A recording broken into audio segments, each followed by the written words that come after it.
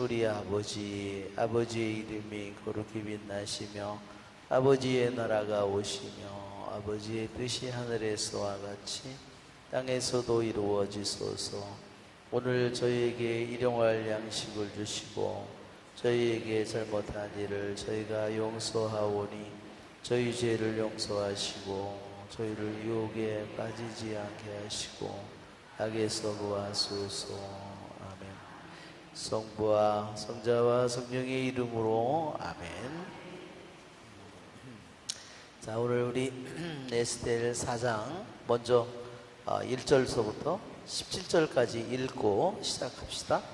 자, 모르도카이는 일어나고 있는 일을 모두 알게 되었다. 같이 읽겠습니다. 그리하여 모르도카이는 제 옷을 찢고 자루옷을 입은 다음 재를 뒤집어 쓰고 성읍 한가운데로 가서 대성통곡을 하였다.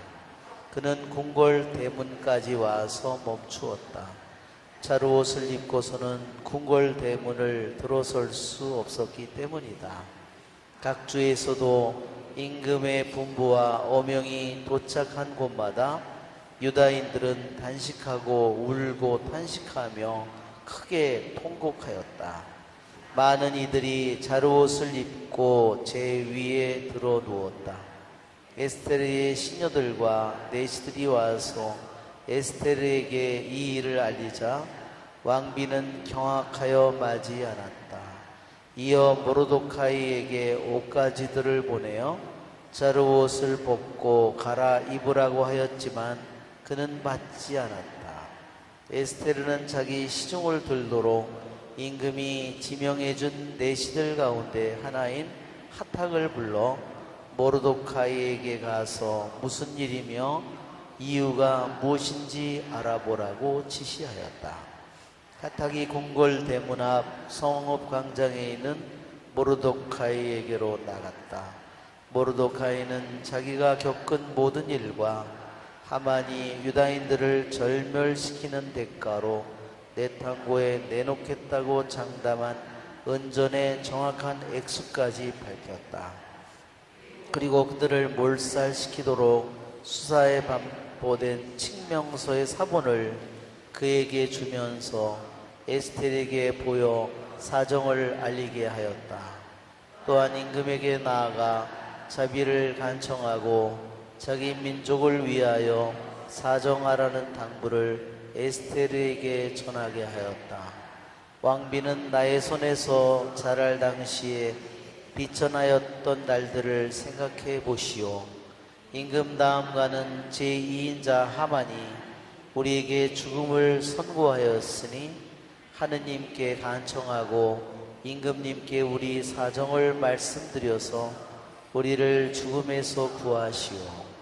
하탁이 돌아와 에스테르에게 모르도카이의 말을 전하였다. 에스테르는 하탁과 이야기하고 나서 모르도카이에게 이렇게 전하라고 명령하였다. 임금님의 모든 시종과 임금님께 속한 모든 죄 백성들이 알고 있는 바와 같이 부름을 받지 않고 안뜰로 임금께 나아간 자에게는 남자든 여자든 오직 한 가지 법규만이 있으니 곧 사형입니다. 오직 임금님이 왕금 황후를 내밀어 주셔야만 살아날 수 있습니다. 그런데 저는 이미 30일 동안이나 임금님께 들도록 부름을 받지 못한 형편이랍니다. 에스테르의 이 말이 모르도카이에게 전달되자 모르도카이는 에스테르에게 이렇게 전하라고 일렀다. 왕궁에 있다고 모든 유다인들 가운데 왕비만 살아남의 속으로 생각하지 마시오. 그대가 이런 때 정령 침묵을 지킨다면 유다인들을 위한 해방과 구원은 다른 데서 일어날 것이요.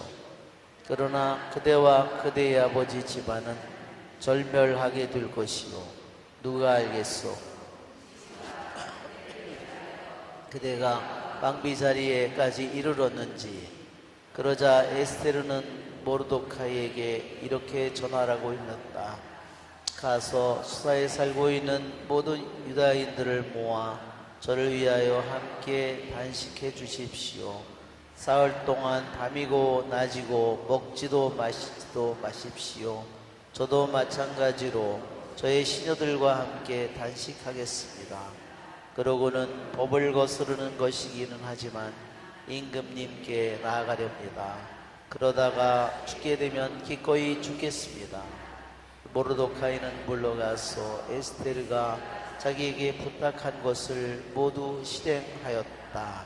자, 이렇게 됐고 17절을 이렇게 끝나지만 그 다음에 보면 모르도카이의 기도가 17 그래가지고 동그라미 1, 2, 3, 4 이렇게 계속해서 나가죠.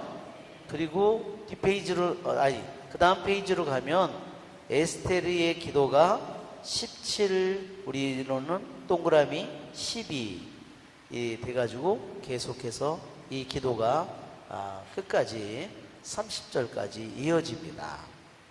그래서 이 에스텔기 4장은 히브리 성경으로는요 몇 절까지밖에 없을까요? 히브리 성경은 14장은 몇 절까지밖에 없어요? 예, 17절까지밖에 없어요. 그러니까 여기에 지금 17절 이후에 동그라미로 나온 것은 다 그러니까 뭐냐면 이것은 70인역에 말하자면 70인역 표시를 이렇게 한다고 그랬죠? 70인역.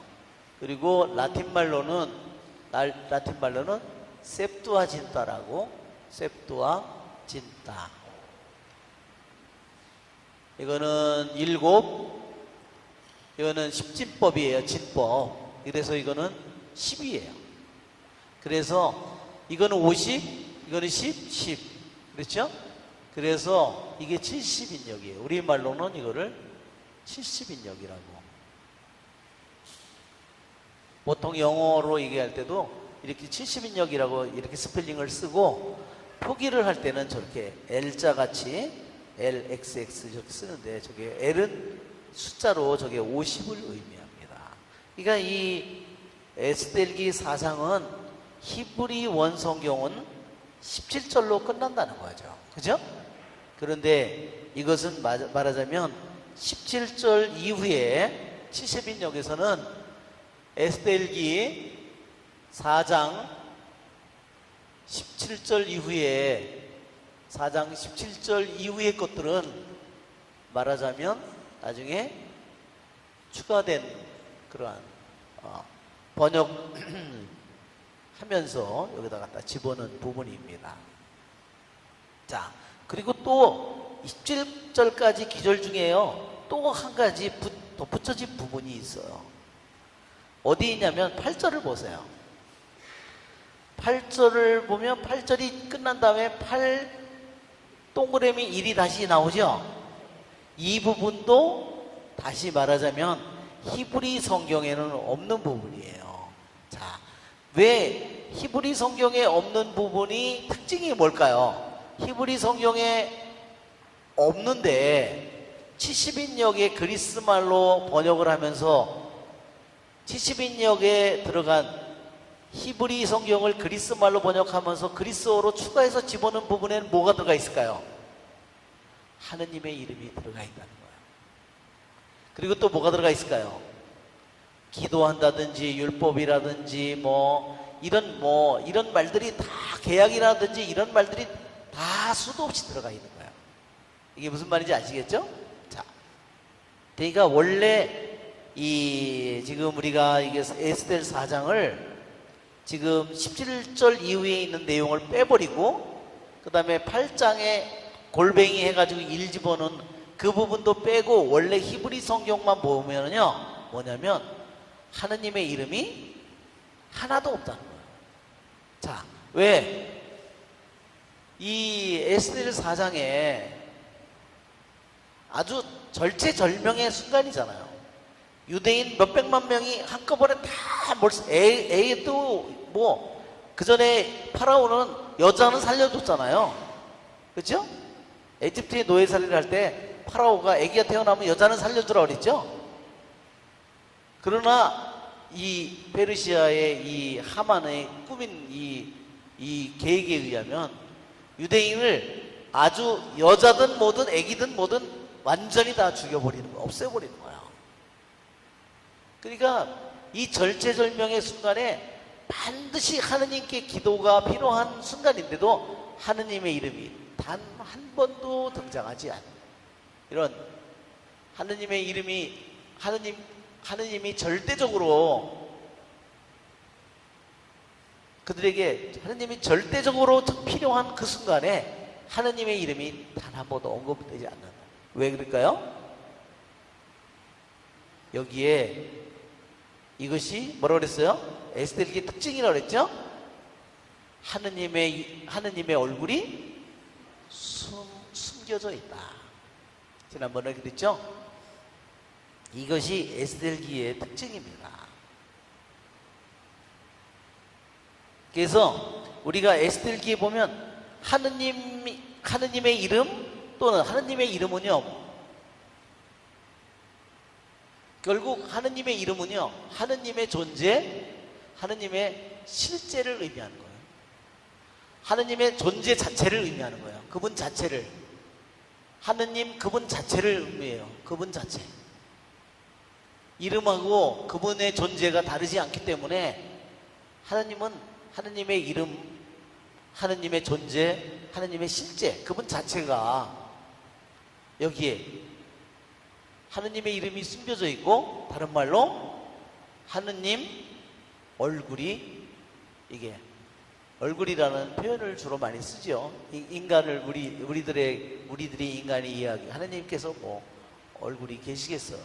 원래 육신과 형상을 갖지 않은 영적인 존재인데, 그렇지만 그래서 하느님의 이름, 하느님의 얼굴이 숨겨져 있다. 그것이 이 에스겔기의 4장의 아주 커다란 특징이에요. 자, 이제 4장에 대한 전체적인 그러한 이제 한번 구조에 대해서 우리가 추가된 부분에 대해서 우리들이 한번 생각해 봤습니다. 자, 이 에스겔기의 4장에는 우리가 하느님의 이름과 얼굴이 절체절명의 순간인데, 꼭 하느님의 이름과 하느님의 얼굴이 필요한 순간인데도 그들이 하느님께 단식하고 기도하고 그러는데도 하느님의 이름이 등장하지 않아요. 왜? 기도할 때는 하느님께 기도했다고 그래야 되잖아요. 그렇죠? 그런데도 하느님의 이름이 빠져 있다는 겁니다. 자, 4장 우리가 1절을 보면 모르드카이는 일어나고 있는 일을 모두 알게 됐다. 일어나고 있는 일은 뭐예요? 유대인을 완전히 이제는 모르드카이 한 명만이 아니라 모르드카이가 유다인이라고, 그래 너 아주 제대로 만났다. 내가 너까진 놈 내가 하나를 죽이는 거로 난 만족을 못해. 그것이 뭐라 그랬죠? 뿌리는 뭐라 그랬죠? 지난번에 헛된 영광과 교만이라 그랬죠? 하만의 헛된 영광과 교만이라고 했어요. 인간적으로 보면. 또 전체적인 구원의 역사에서 볼 때는요, 메시아를 없애버리는 겁니다. 태어날 메시아가 아예 태어나지 못하게 하는 거예요. 이것은 사탄의 또한 역할을 수행하는 겁니다. 이 하만이. 왜? 여자가 있어야 아기를 낳고 메시아가 태어날 거 아니에요. 그러니까 아예 여자까지도 죽여버려요. 아기까지 다. 자, 그리하여 모르드카이는 제 옷을 찢고, 옷을 찢는 거는 무슨 표시라고 그랬어요? 더워서 옷을 찢을 수도 있고, 여기서 옷을 찢는 것은 원래 옷을 찢는 거는요, 자기 마음을 찢는 것을 의미하는 거예요.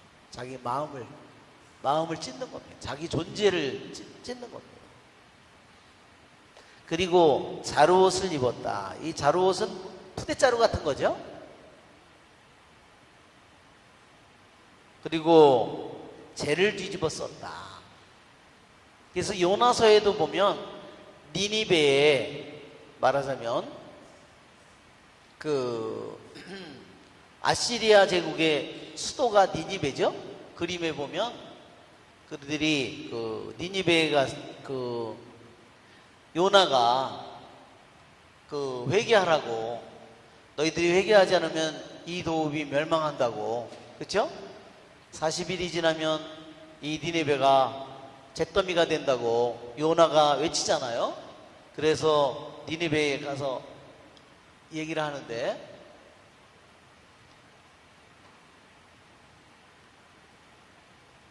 니니베는 아시리아의 수도입니다. 메소포타미아 티그리스 강과 유프라데스 강의 상류에 니니베가 있어요. 지난번에 우리 니니베에 대해서 했죠? 아시리아 제국이 아주 잔인한 것으로 유명했다고 했어요. 그렇죠?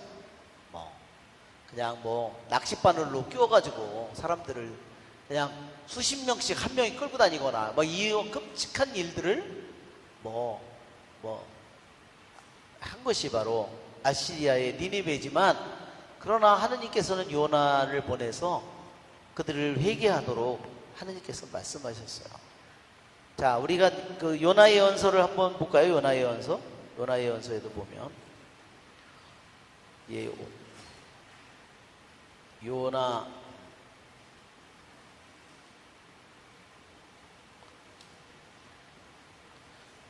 요나의 연서에 보면 요나가 니니베로 가다 그랬죠? 니네베 1586페이지네요. 못 찾는 헤매는 사람들을 위해서 제가 페이지를 알려드렸습니다. 1586. 주님의 3장 1절에 주님 말씀이 두 번째로 요나에게 내렸다. 일어나 저 큰 성읍 니네베로 가서 너에게 이르는 말을 성읍에 외쳐라. 이제 40일이 지나면 니네베는 무너진다. 4절 끝에.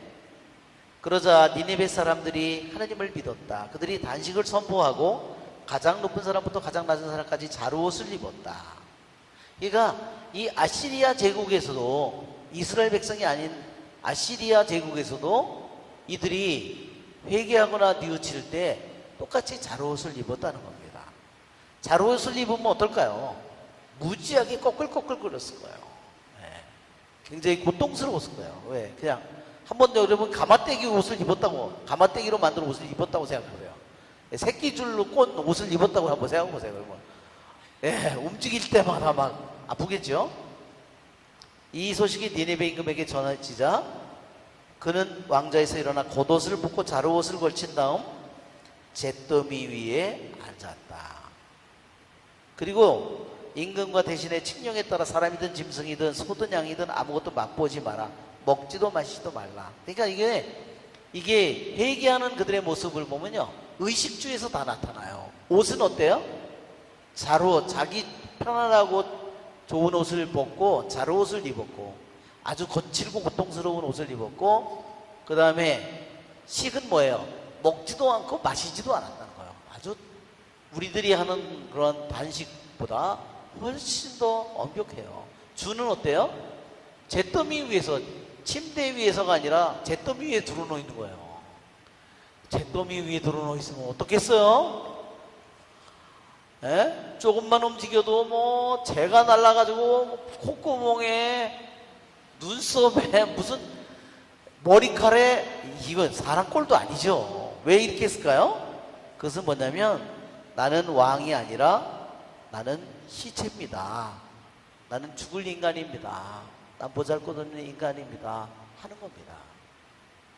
자, 그렇게 회개를 하는 모습을 보여주는데, 모르드카이는 그렇게 하고서 죄를 뒤집어 쓰고서 성읍 한가운데 내려가서 대성통곡을 했다 그랬어요.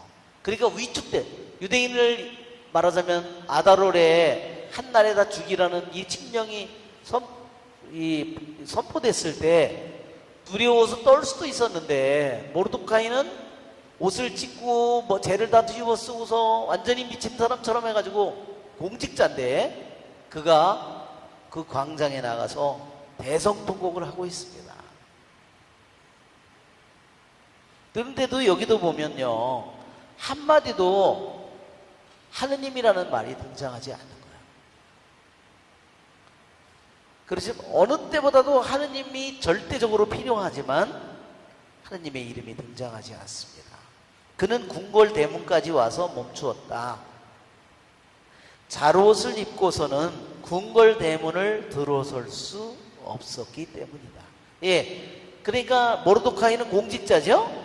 공직자니까 궁궐 대문에 들어가서 근무를 해야 되는데 자기가 잘옷을 입은 사람은, 그런 복장을 한 사람은 절대로 궁궐 안으로 들어갈 수 없어요. 이게 페르시아의 법이에요.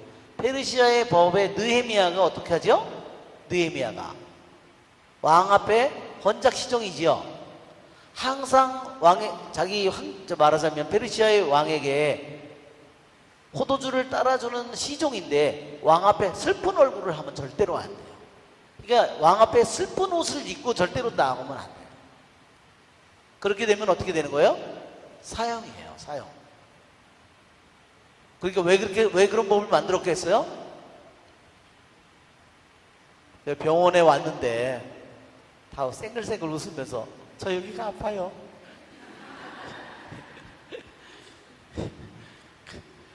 지금 저거 정신병원으로 가야 될 놈이죠. 막 이렇게 생각했겠죠? 예.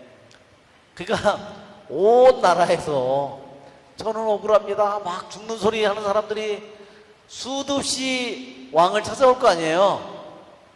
왕이 그 소리를 다 듣고 있으면 우울증에 걸릴 테니까 그런 사람들은 오지 못하게 한 거예요. 그렇죠? 그런 일들은 다 누가 처리하도록 했을까요? 밑에 있는 사람들이 다 처리하도록 했죠. 그리고 왕 앞에는 항상 기쁜 이야기만 하도록 되어 있었다는 겁니다. 예, 되게 웃기죠?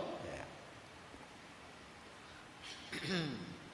자, 이 사건은요, 모르드카이가 대성통곡을 하고 가장 자기가 커다란 책임을 느낄 수밖에 없어요. 왜? 이 모든 일의 발단이 누구 때문에 이루어진 거예요?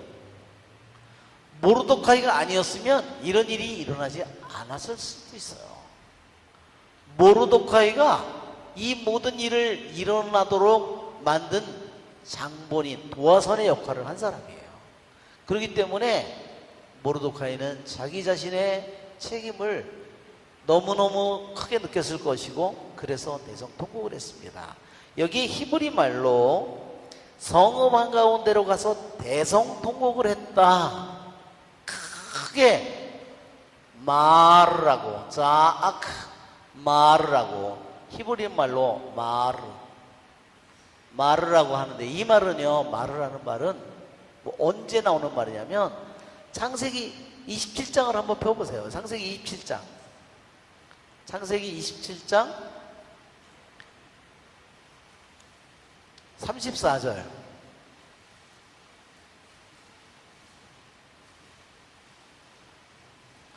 (34절에) 보면 에사우가 아버지의 그 축복을 동생한테 뺏겼어요.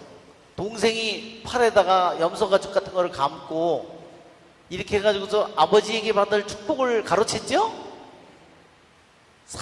자기가 사냥해서 가지고 오니까 이미 축복은 동생 놈이 해서 이미 자기가 받았어.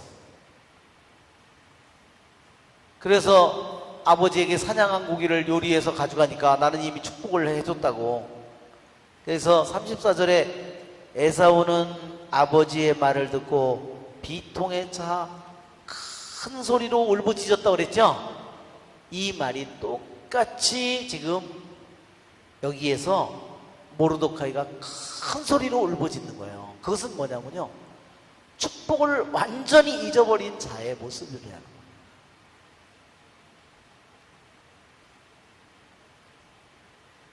그렇죠. 이제는 뭐 자기 집안도 뭐 후손도 재산도 뭐 완전히 다 멸망을 하는 때를 맞았으니까.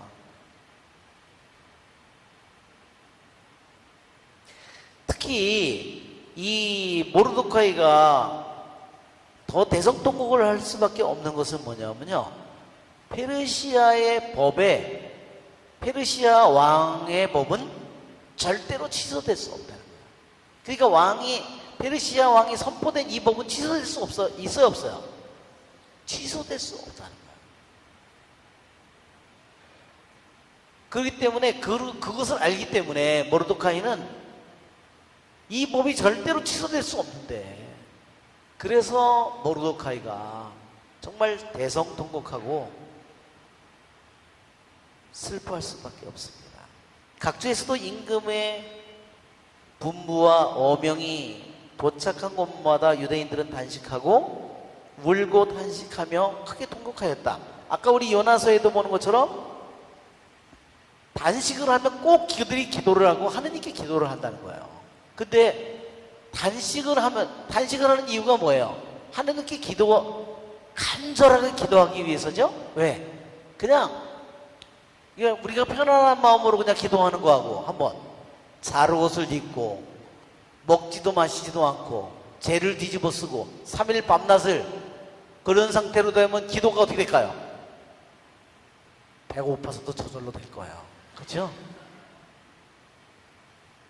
정말로 간절하게, 그러니까 마음으로, 육신적으로, 정신적으로, 영적으로 우리들이 영과 육과 마음, 영혼 육이 하나로 통일되어서 온 마음으로 기도하게 된다는 거예요. 그런데도 여기 보면 하느님께 기도한다는 말이 없다는 겁니다. 당연히 나와야 될 자리인데, 그리고 지난번에도 얘기한 것처럼 페르시아의 그 파발 역참 시스템이 엄청나게 발달되어 있어서, 그렇지만 페르시아 제국이 하도 크기 때문에 페르시아 왕이 명령을 내렸을 때 그렇게 빠른 시스템을 가지고 있는데도 전체 마을까지 다 소식이 들어가는데 3개월이 걸렸다 그랬습니다. 그러니까 이제 소식이 들어가는 데마다 유대인들이 이제 단식하고 울고 탄식하고 하는 거죠.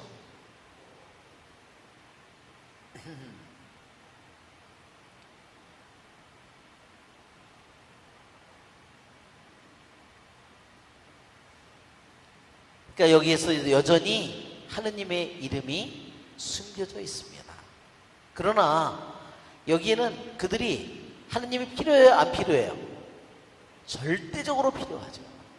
가장 하느님이 필요하고 하느님의 이름이 필요하고 하느님의 얼굴이 필요하지만, 여기에서 보면 뭐냐면 하느님의 이름이 히든, 감춰져 있다는 거예요. 그리고 unseen, 보이지가 않는다는 겁니다. 자, 우리 한글 파일을 우리가 한번 볼까요? 한글 파일을 보면 에스텔 하느님의 이름 요거를 한번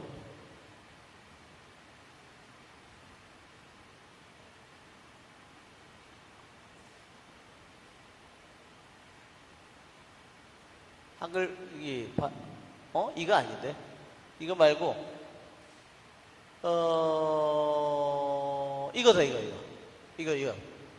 이거. 자, 좀 올라가가지고, 자, 더 올라가서, 예, 여기에 메길랏, 지난번에 그랬죠?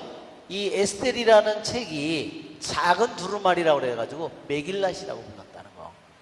작은 두루마리라고 해서 에스텔을 메길랏이라고, 히브리 말로는 메길랏이라고 부르는데, 메길랏이라는 말에 그냥 그대로 번역하면 작은 두루마리. 그러니까 작은 두루마리가 총 5권이에요. 유대인들에게 작은 두루마리, 메길랏이라고 부르는 게 총 5권인데요. 다 짧아요. 아가서, 지금 여기 나오는 에스겔서 이런 건데요. 다 이 책들은 언제 읽었냐면요, 항상 유대인 축제 때만 이 책을 읽는 것들이에요. 자, 여기에 에스텔을, 그래서 메길랏이라고 하는 것은 스크롤이에요. 이렇게 말하자면 스크롤, 이렇게 감아놓은 거죠, 이렇게. 그러니까 어떻게 해요? 감아놨으니까 여기 펼쳐지면 그것이 드러나는 거예요. 다시 도로록 말하면 감춰진 거예요. 이 두루마리를 펼 자가 누구인가? 그러면서 슬피 울었다고 성경에 나와 있잖아요. 그렇죠? 유다 지파에서 난 사자, 그분이 그것을 펴서 읽을 거라고 얘기를 하잖아요. 자, 여기에 놓은 그 다음에 메길랏이라는 말 자체가 이게 스크롤이라는 말이에요. 메길랏이 작은 두루마리, 큰 두루마리가 아니라 작은 두루마리를 스크롤이라고 그러는데, 작은 두루마리인데 보통 뭐 탕수육이, 탈출기 이런 거는 큰 두루마리지만, 이 이 글라 하는 말이 무슨 뜻이냐? 뭔가를 드러낸다, 비밀을 드러낸다는 말의 뜻을 가지고 있습니다. 그 다음에 더 밑으로 가면, 여기에 보면 하느님의 이름이 여기는 숨겨져 있다고. 더 올라가면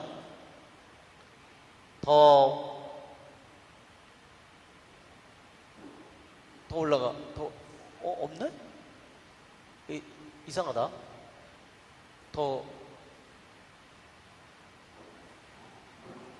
스테르가 나와야 되는데 왜 스테르가 안 나오지? 스테르. 다시 올라가야 되겠다. 왜 스테르가 없어졌지? 스틸, 글라. 그래서 더 올라가 보세요. 여기 나왔죠? 에스텔이라는 말이요. 에스텔이라는 말은 감춰진 이런 뜻이야. 스테르. 지난번에도 했죠? 스테르. 스테르. 이게 에스텔의 이름의 세 가지 자음의 뜻이에요. 이 스테르라는 말 자체가 감춰져 있다는 말이에요. 자, 이게 지금 에스텔 4장은 다 뭐예요? 하느님의 이름이 절대적으로 하느님이 필요한 순간에 하느님의 이름이 완전히 숨겨져 있는 모습으로. 그래서 이거를 읽는 사람들이 마음속에 뭐예요? 정말 하느님은 정말 필요한데 하느님의 이름은 한 번도 안 나와. 점점 내적으로 하느님을 점점 더 강하게 이렇게 필요로 하는 그런 역할을, 이러한 느낌을 우리에게 갖게 하는 겁니다. 에스텔의 시녀들과 내시들이 와서 에스텔에게 이 일을 알리자 왕비는 경악하여 마지 않았다.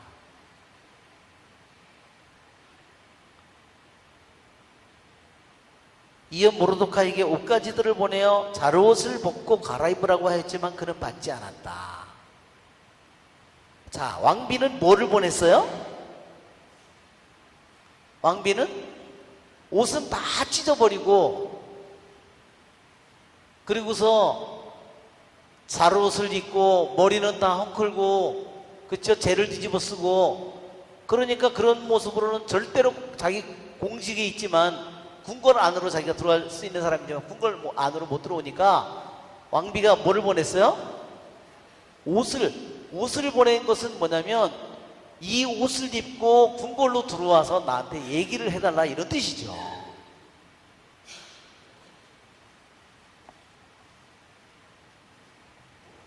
모르도카에게 옷가지들을 보내어 자루옷을 벗고 갈아입으라 하였다. 갈아입고 궁궐에 들어오라는 얘기예요. 그래야지 얘기를 알 거 아니에요. 그는 받지 않았다. 자, 이 이야기가요, 굉장히 긴장된 것이 뭐냐면, 이 왕비가 말하자면 이 모르도카이에게 이런 거를 보내는 사실이, 하만이 궁궐에서 일어나는 모든 일을, 하만이 2인자인데 단 한 사람이라도 꼬질르면 어떻게 될까요? 알렸으면, 그랬으면 모든 게 하나도 성사가 안 됐을 거예요. 그러니까 이 이야기가 극도의 긴장을 요구하는 것은 뭐냐면, 왕비와 모르도카이 간에 같은 유대인이고 그 집에서 길렀고, 이런 사실이 왕비가 옷을 보냈고 이런 일들이 단 하나로 낌새라도 알려지면 안 돼요. 그러니까 완전히 이 이야기가 이거를 제대로 아는 사람이 읽으면 숨을 못 쉬는 거야. 그리고 그렇겠죠? 말하자면 하만이 알았으면 어떻게 됐어요? 그래? 그러면 이야기가 완전히 이런 일들이 하나도 이루어지지 않는 거야. 다 완전히 감춰진 상태로 이 모든 일이 이루어지는 겁니다. 이제 긴장감이 더 느껴지죠? 예, 숨은 꼭 쉬시기를 바랍니다. 그러다가 또 복중에 숨을 거두시면 큰일 납니다. 예. 숨은 꼭 쉬기를 바랍니다. 예. 자, 그렇지만 모르드카이는 왜 자루옷을 벗고 그 죄를 뒤집어 쓴 그런 걸 다 저기 하고 빨리 와서 그럼 궁궐에 와서 왕비한테 왜 얘기를 안 했을까? 왜 얘기를 안 했을까요? 왜 옷을 안 받았을까요? 이것도 완전히 극비에 한 거예요. 그 제2인자인데 궁궐 안에 있는 사람들 중에 다 하만의 수족들이잖아요. 거의 다. 조금만 눈치, 쟤네들이 어디 가는 거지? 한마디라도 하면 그냥 끝이야. 얼마나 이걸 조심스럽게 했을지 한번.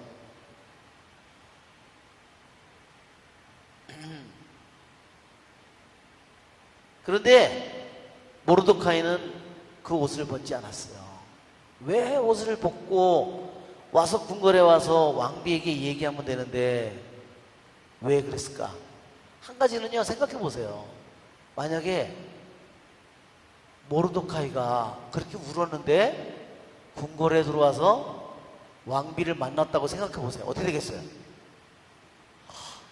그러면 다 탄로나는 거예요. 그렇지? 아니, 내가 들으니까 모르드카이가 왕비하고 만났다는데 무슨 일이야? 예, 유대인이에요 다. 그러면 끝나는 거죠? 그렇기 때문에 모르드카이는 그 옷을 입고 들어올 수 없는 또 한 가지가 이런 이유가 있고요. 또 한 가지 이유는 뭐냐면요. 유대인들은 이렇게 해석합니다. 또 한 가지 이유는 뭐냐?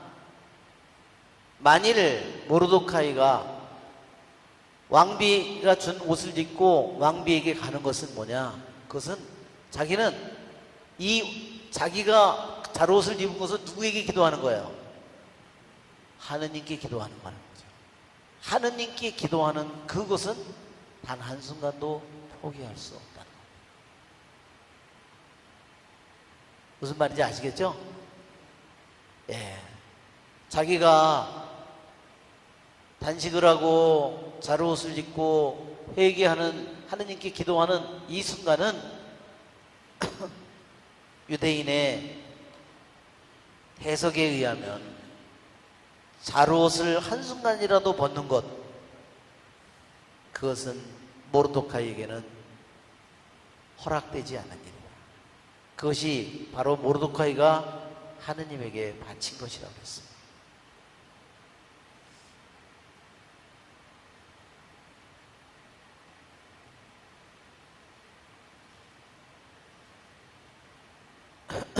그는 또한 한편으로 왕비가 옷가지를 보낸 것은 한편으로는 왕비의 사랑이기도 하고 왕비의 위로이기도 하죠.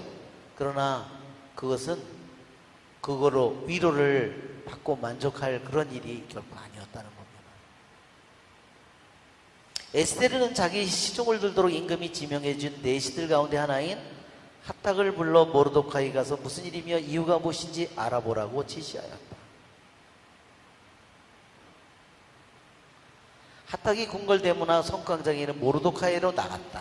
그러니까 모르드카이 나가서 그 얘기를 들었지만 그 사실들이 아니 저 내시놈이 왜 저길 가지? 왜 모르드카이에게 가지? 궁궐에 있는 수많은 사람들이 눈이 보고 있잖아요.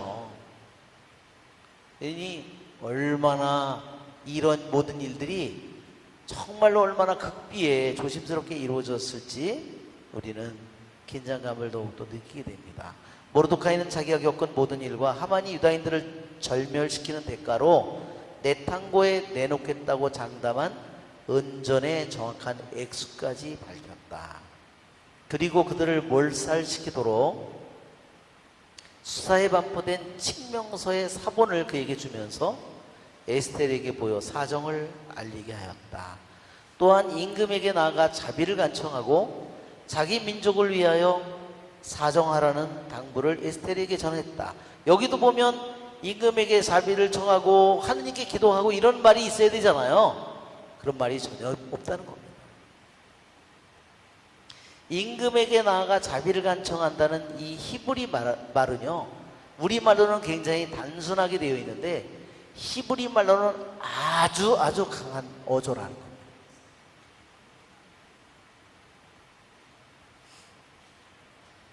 자, 왕비는 나의 손에서 자랄 당시 비천하는 날들을 생각해 보십시오. 8절에 1 골뱅이로 되어 있죠? 동그라미로 되어 있죠? 이것은 히브리본에는 없는 내용이라는 겁니다. 이게 70인역에 추가되어 있는 부분이라는 겁니다. 예, 뭐라 그랬어요? 생각해봐라. 기억해봐라 그랬어요. 기억해봐라. 너 기억해봐라. 내 어린 시절을 기억해봐라. 이게 모르드카이가 얘기하는 거예요. 임금 다음가는 제2인자 하만이 우리에게 죽음을 선고하였으니 하느님께 간청하고, 이제 70인역이라는 게 여기서 나타나죠? 예, 이게 여기서 말하자면 히브리본에는 없는,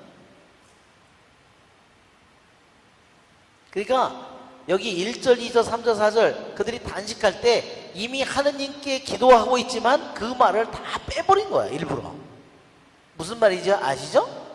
그러니까 8절에 1 추가된 부분에 하느님께 간청한다는 말이 들어있다고 해서 뭐가 잘못된 것은 아니에요.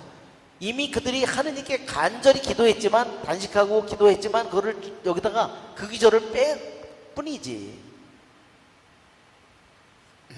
하느님께 간청한 것은 그들이 절대적으로 한 일입니다. 그러니까 하느님께 간청했다는 말이 들어있는 것이 잘못됐다고는 볼 수 없어요. 의미상으로는 이미 다 하느님께 간절히 그들이 부르짖고 간청하고 있는 겁니다. 임금님께 우리 사정을 말씀드려서 우리를 죽음에서 구하시오. 자, 모르드카이가 얘기한 것은 뭐냐면, 임금에게 자비를 간청하고, 임금에게 나아가서 자비를 간청하고, 하느님께 간청하고, 임금에게 간청하고, 하느님께 간청하고, 두 가지를 부탁했어요.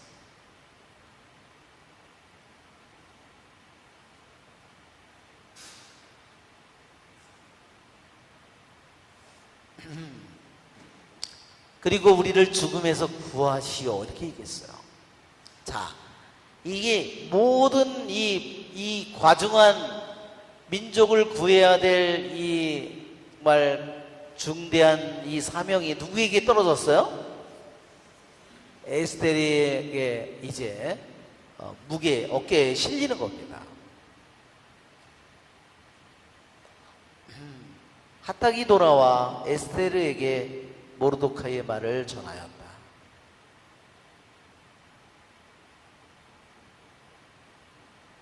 예, 우리 그러니까 원래 그냥 히브리 성경으로는 8절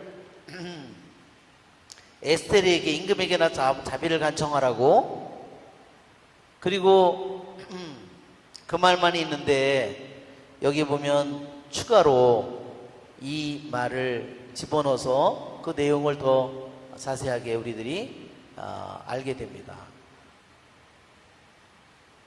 에스테르는 하탁과 이야기하고 나서 모르드카이에게 이렇게 전하라고 또 명령. 예, 다시 또 전화로 또 가죠. 예. 임금님의 모든 시종과 임금님께 속한 모든 주의 백성이 알고 있는 바와 같이 부름을 받지 않고 안뜰로 임금에게 나아간 자는 남자든 여자든 오직 한 가지 복규만이 있으니 곧 사형입니다. 오직 임금님이 왕금 황홀을 내밀어 주셔야만 살아날 수 있습니다. 그런데 저는 이미 30일 동안이나 임금님께 들도록 부름받지 못한 형편이랍니다.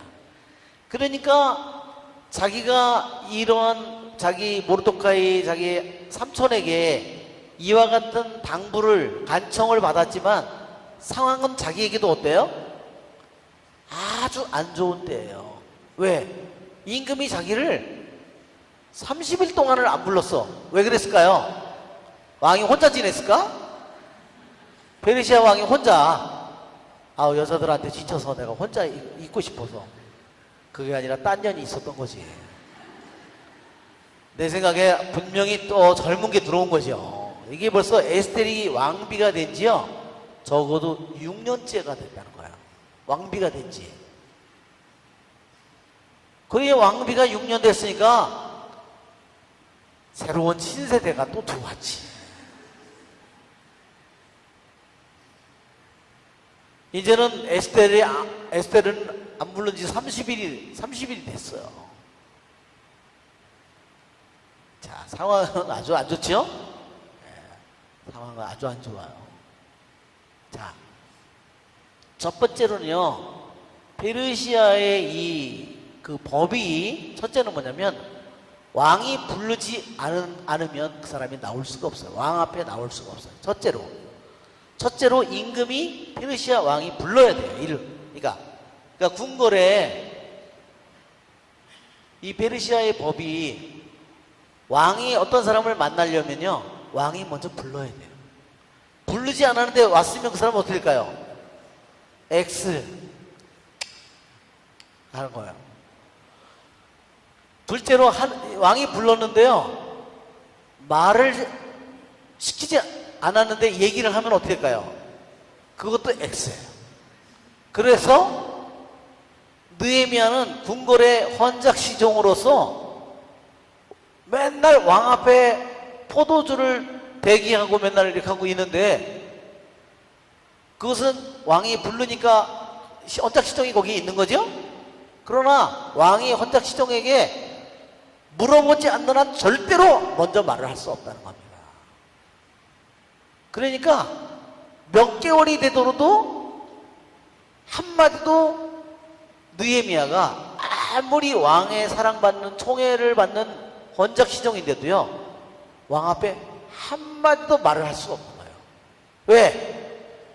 왕이 불러서 자기는 헌작시종으로 있지만 왕이 먼저 물어보지 않는 다음에 혹시 제가 이렇게 되는 거예요. 무슨 소리인지 아시겠죠? 페르시아의 법이 뭔지를 알겠죠? 왕의 법이 뭔지를 알겠죠? 그런 거예요.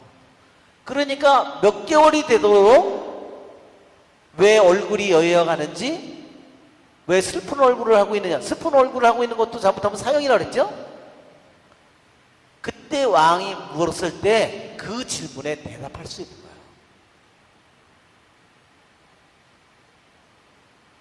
그리고 세 번째로는 또 우리가 생각하는 것은, 왕이 법을 선포하면요, 왕도 그 법을 깰 수가 없어요. 한번 여러분 다니엘서를 보세요. 다니엘서에 다니엘이 사자굴에 들어가잖아요. 다니엘이 사자굴에 들어가죠. 임금의 신상에 모두 소리가 나면, 악기가 울리면 모두 신상에 절을 해야 된다. 페르시아 왕이 그걸 법령으로 선포했어요. 그것을 절하지 않는 자는 모두 죽는다. 페르시아 왕이 선포를 했는데 만일 왕이 그걸 안 지키면 어떻게 될까요? 페르시아의 법에 의하면 사형이에요. 왕도. 그래서 그 다니엘을 살려낼 수가 없는 거예요. 자기가 스스로 그 법을 어길 수 없기 때문에. 그러니까 여기에서 보면, 이 페르시아의 이거를 뭐라 그러냐면 취소할 수 없는, 어메.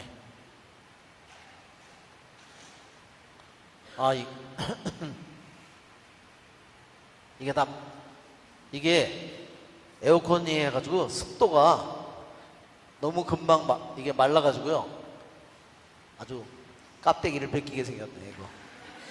어메, 이거 물을 묻히는 건가? 이거 물을 좀 묻혀줘야 되겠다. 이건 뭐냐면 페르시아의 법에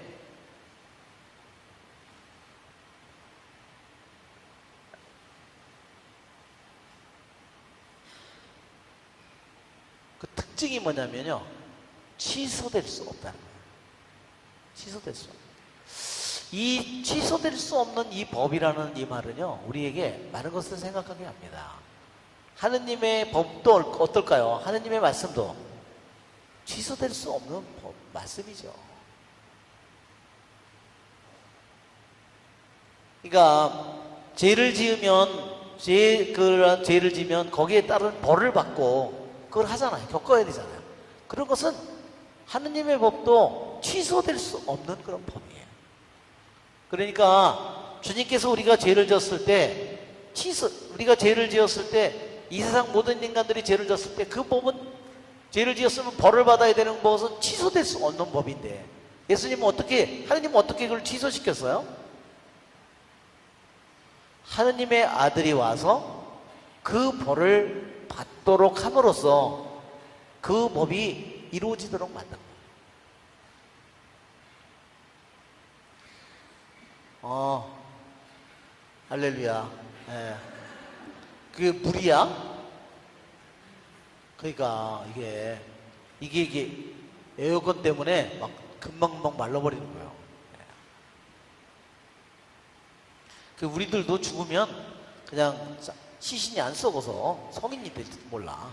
우리 하도 평상시에 이렇게 말리는 시도 때도 없이 풀어서 말리잖아. 또 무슨 인삼 이렇게 절편 이렇게 하듯이. 자, 이제 에스테르가 말하는 페르시아의 법의 성격을 여러분 좀 느끼시죠? 네, 첫째로는 왕이 부르지 않는 한, 초대하지 않는 한 절대로 왕의 안뜰에 나아갈 수 없다. 왕이 초대받지 않고 나아간 자는 사형이다. 왕의 대선에 비록 왕의 대선에 나왔다 하더라도 왕이 말하라고 허락하지 않는 한 한마디도 왕 앞에 할 수 없었다. 세 번째, 왕 자신도 일단 선포된 페르시아의 법에서 자신도 자유롭지 못했다. 그 법을 지켜야만 된다. 그것이 다니엘서 6장에 이미 그러한 증거가 나와 있습니다. 오직 임금님이 왕호를 내밀어 주셔야만 살아날 수 있습니다.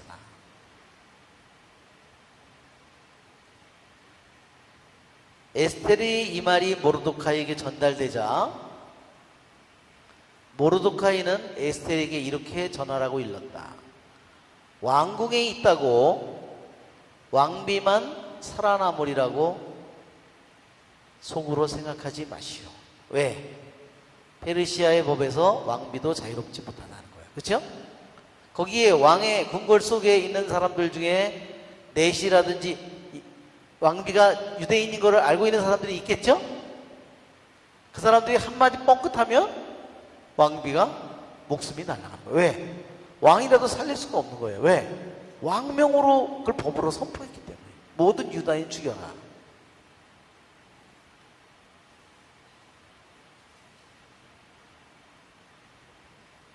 그대가 이런 때의 정령 침묵을 지킨다면 유다인들을 위한 해방과 구원은 다른 데서 일어날 것이요.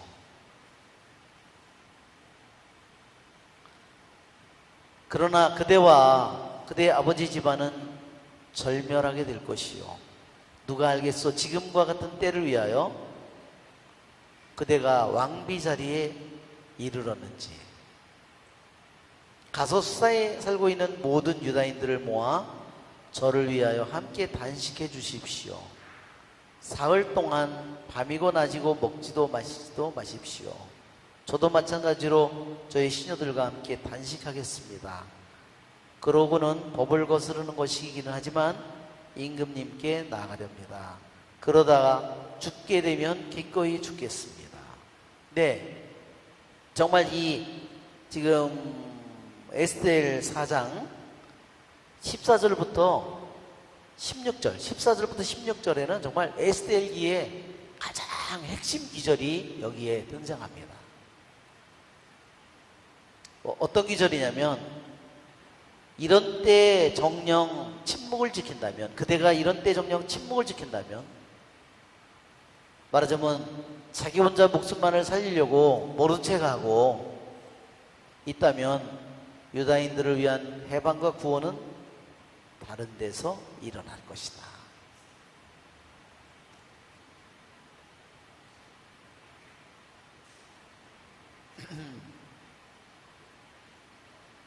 예, 이것은 정말 모르도카이 입을 빌어서 한 정말 하느님의 놀라운 말씀이에요. 하느님의 구원은 반드시 왕비를 통해서만 이루어지는 건 아니죠. 그렇죠?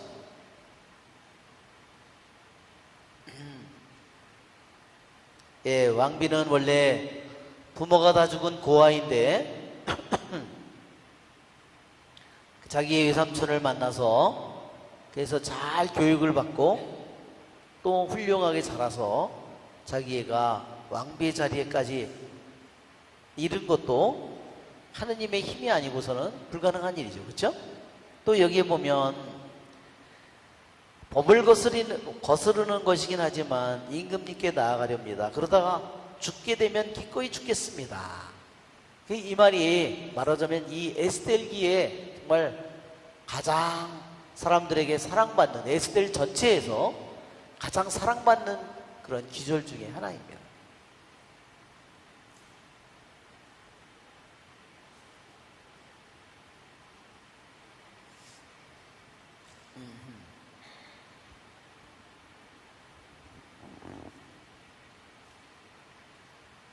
첫째로 우리가 14절을 우리가 한번 보면, 이 마틴 루터는요 이 에스겔기를 아주 싫어했다는 거예요.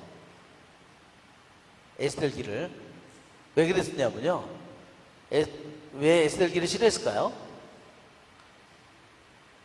그래서 마틴 루터는 이 에스겔기가 하느님이라는 말이 단 한 번도 나오지 않는다고, 성경이 아니라고 그렇게 생각했어요. 참 되게 웃기죠. 아주. 예.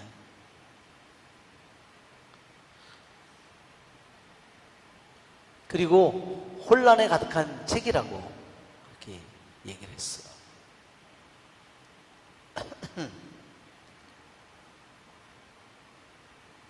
한 보잘것없는 한 인간의 또 한 모습을 보게 되는 겁니다. 자, 레위기 26장을 한번 펴보시면 레위기 26장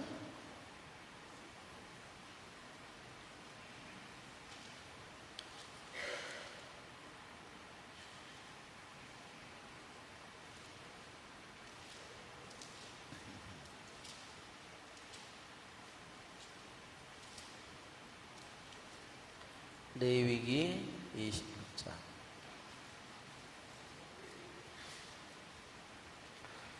26장 44절.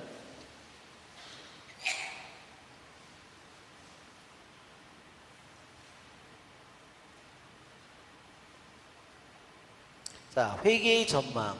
제목이 40절은 그렇죠?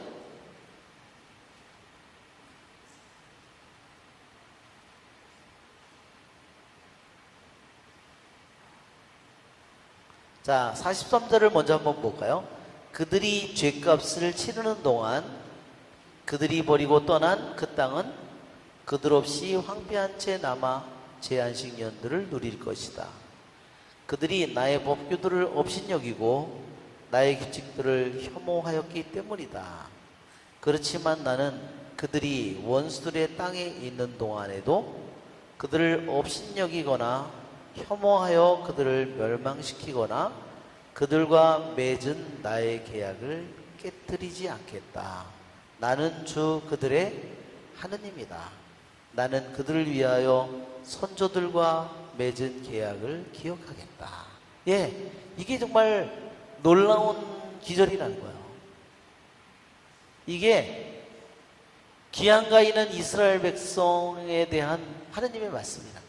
그들이 비록 벌을 받아서 기양을 가했지만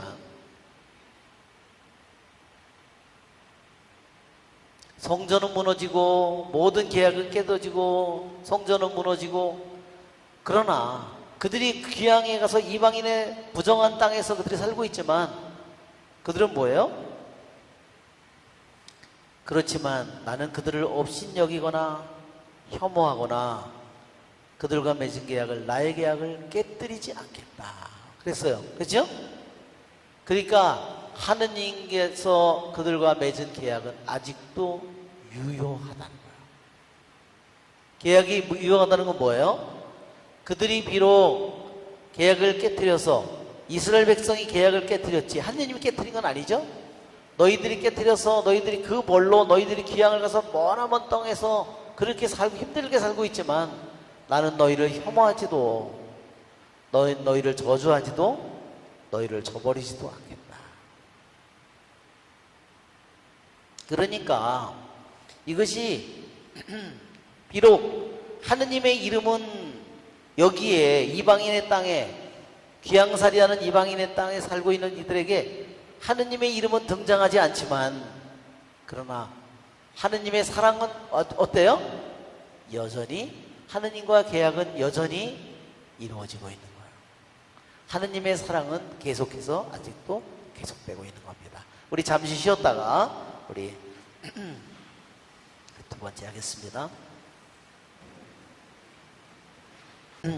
그대가 이런 때에 정령 침묵을 지킨다면 유다인들을 위한 해방과 구원은 다른 데서 일어날 것이요. 여기에도 보면 하느님께로부터의 구원은 다른 곳에서 일어날 것이라고 이렇게, 그런 하느님이라는 단어가 들어가야 되는데도 절대로 하느님이라는 말을 언급하지 않습니다. 그렇지만 여기에도 아주 강하게 나타나는 것은 뭐냐면, 반드시 하느님의 섭리가, 하느님의 안배가, 하느님께서 이 모든 일을 하느님께서 이루실 거라는 것에 대한 확신이 여기에 반드시 여기에 있다는 거예요. 확신이 있죠, 여기에? 왜?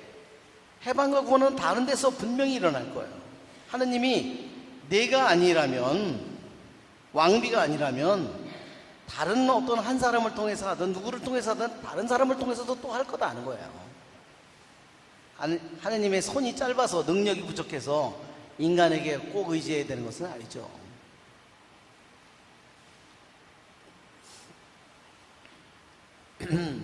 그래서 이 기절은 이미 이 기절 자체 안에 하느님의 이름이 없다 하더라도 하느님의 섭리, 하느님의 구원, 하느님의 약속은 너무너무나 이 안에서 빛나고 있다는 거예요. 하느님의 이름을 직접적으로는 언급하지 않지만 이미 간접적으로 이 안에 하느님의 섭리에 대한 강한 확신이 이미 여기에 들어있다는 거. 그러나 여기에는 보면 뭐냐면요, 왕비의 결단을 촉구하는 거예요. 왕비의 결단을 촉구하는 거예요. 너가 침묵을 지킬 수도 있다. 그렇지만 너가 침묵을 지킨다고 하면은 구원은 다른 데서 분명히 일어날 것이고 너희 집안, 너와 너희 집안은 멸망할 거다. 내가 너를 왕비 자리에 올려놨는데 너는 어떻게 입도 뻥끗하지도 않았느냐. 그렇죠? 그것은 에스테르의 믿음을, 그 행동이 보여줄 거 아니에요. 그렇기 때문에 이 모르도카이는 내가 어떤 위험에 놓여 있는지 알지만, 어떤 나쁜 상황에 놓여 있는지는 알지만 침묵을 지켜서는 안 된다. 어떤 일을 하도록 결단을 촉구하고 있는 겁니다.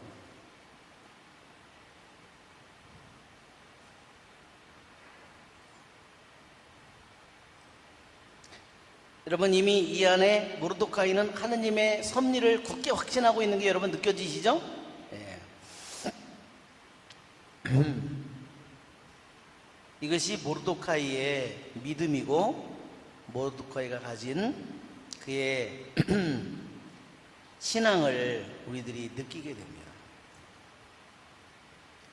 아까 레위기 26장 43절 45절에 읽었던 것처럼 그들이 이스라엘 백성이 계약을 깨뜨렸지만 하느님께서는 아직도 이스라엘 백성은 계약을 깼지만 하느님께서는 그 계약을 깨지 않았다는 거예요. 계약에 따른 벌을 그들에게 내렸지만 하느님께서는 그들을 없애버리지도 그들을 미워하지도 않고 여전히 그들을 사랑하고 있음을 레위기 26장 43절부터 45절에 우리가 이미 읽은 대로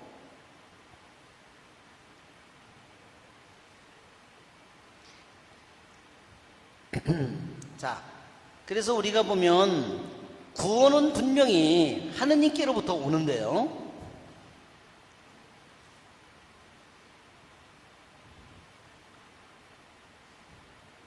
구원은 분명히 하느님께로부터 와요. 이 세상에 이것이 하느님이고 하느님은 단정질 수 없으니까 이 세상에 우리에게 구원은 하느님께로부터 분명히 오지만 분명히 여기서 뭐예요? 또한 인간의 협력과 응답을 촉구하고 있는 거예요. 여기에 이것은 구원은 하느님이 주도하시는 일이고 그렇지만 또 한편으로는요 이것이요 뭐냐 인간이 하는 일이기도 해요.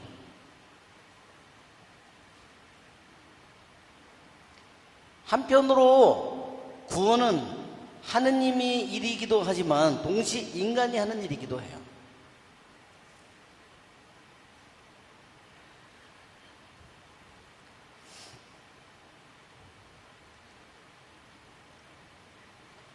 왜냐하면 여기서 우리가 맨날 삼종기도를 바치는 것처럼 삼종기도는 정말로 주님의 종이오니 그대로 내게 이루어지소서, 그렇죠? 그러니까 어떻게 돼요? 그 일이 이 세상에 와서 그대로 그 일이 이루어지잖아요. 이것처럼 하느님의 일이면서도 동시에 누구의 일이 돼요? 인간의 일이 돼요. 인간의 협력을 통해서.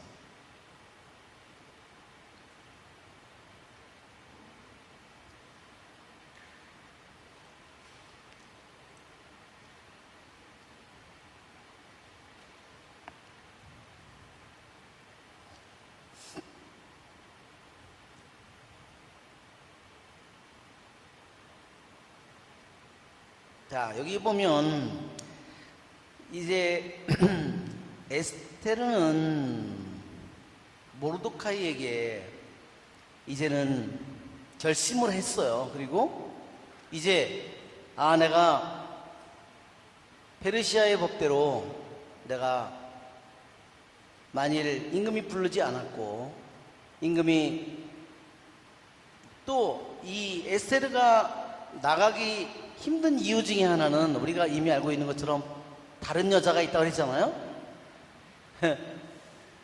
그러니까 이게 임금의 분노를 사기 쉬운 게 뭐냐면 질투 때문에 이 여자가 자기 앞에 질투로 눈이 멀어서 나온 것이라고 생각하게 되는 거예요. 그렇죠? 그러니까 어떤 면으로 보면 에스테르한테는 너무 쪽팔리는 얘기예요. 그죠? 자기 자존심이 너무 상하는 거야. 그죠? 평생 안 찾아온다 하더라도 에스테르는 그 사람 왕이 안 찾아오기 때문에 그렇게 나아가고 싶은 마음은 없는 여자죠? 나중에 읽어보면 그게 나와요. 자기가 궁궐에서 왕비로 살아가는 것을 얼마나 자신이 혐오하는지가 지금 뒤에 에스테르의 기도에서 나타납니다.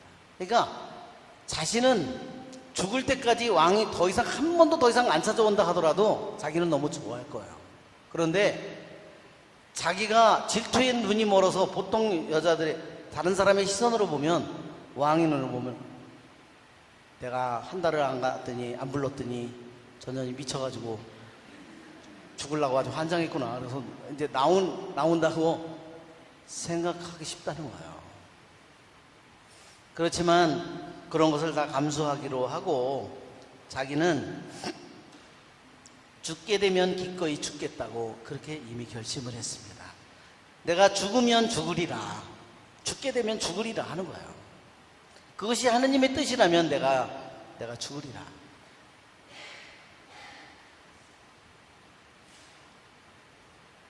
이것이 에스겔이 하느님께 바친 그러한 기도입니다. 우리가 이미 다니엘 3장에도 그러죠? 다니엘 그 신상을 만들어 놓고 그 법이, 바빌론의 법이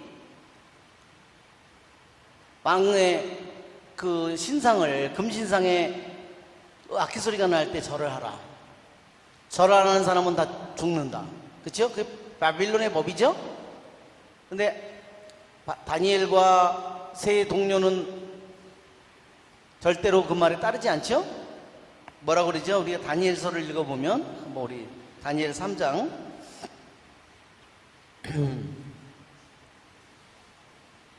에제키엘 다음에 다니엘이에요. 다니엘 3장에 보면 그렇게 얘기합니다.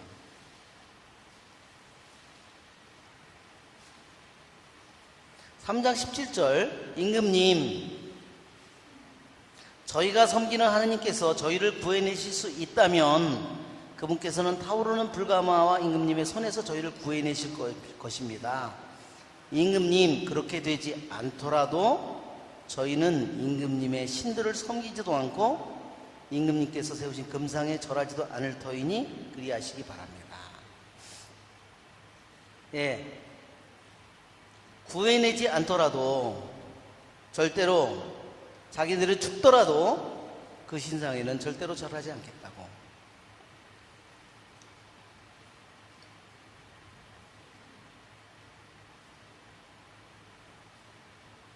자, 이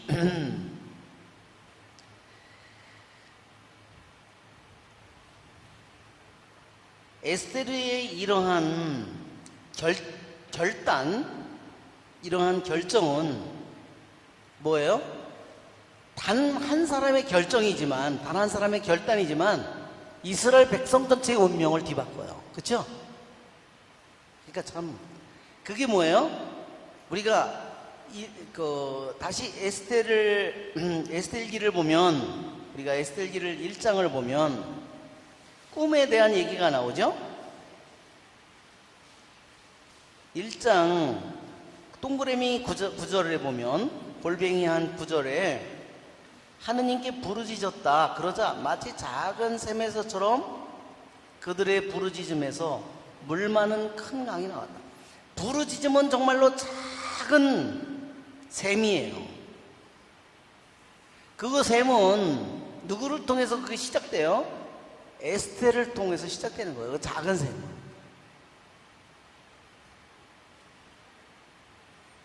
그 작은 샘이 큰 강으로 변하는 겁니다.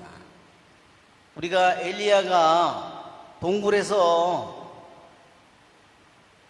엘리야가 한때 우울증에 빠져가지고 하느님한테 삐져가지고 그 산에 가서, 호렙산에 가서 동굴에 가서 숨어 있잖아요. 어떻게 하고 있었어? 가서 쳐. 여기 있었겠죠? 그래서 쌀이나무에 누워 있다가, 그쵸? 그래서 천사를 보내서 일어나서 먹어라. 먹고 다시 기절하고. 열대야가 이해가 돼요. 그걸 보면. 예? 얼마나 더웠으면 먹고 기절했다가 그렇게 했을까요? 그래도 밤낮으로 40일을 걸어서 호렙산을 걸어가잖아요. 그렇죠? 그리고 호렙산에 걸어갔는데 가서 뭐 했어요? 동굴에 가서 처박혀 삐져가지고 그렇게 하고 있는 거예요. 그죠? 마지막에 강한 바람에도 정말 큰 지진에도 그죠? 그러다가 어떻게 했어요? 아주 조용하고 여린 소리가 마지막에 들려왔어요. 바람 가운데도 불길 가운데도 거대한 지진 가운데도 하나님이 계시지 않았는데 아주 조용하고 여린 소리가 들려왔다. 그처럼 작은 셈에서 그래서 여기 보면 진짜 에스겔이 하는 일은 뭐냐면 에스겔의 기도는 정말 수많은 이스라엘 백성의 기도 중에 단 한 사람의 기도이지만 작은 셈에 한 사람의 그러한 결정이 온 백성의 운명을 완전히 뒤바꾸는 역할을 하게 됩니다.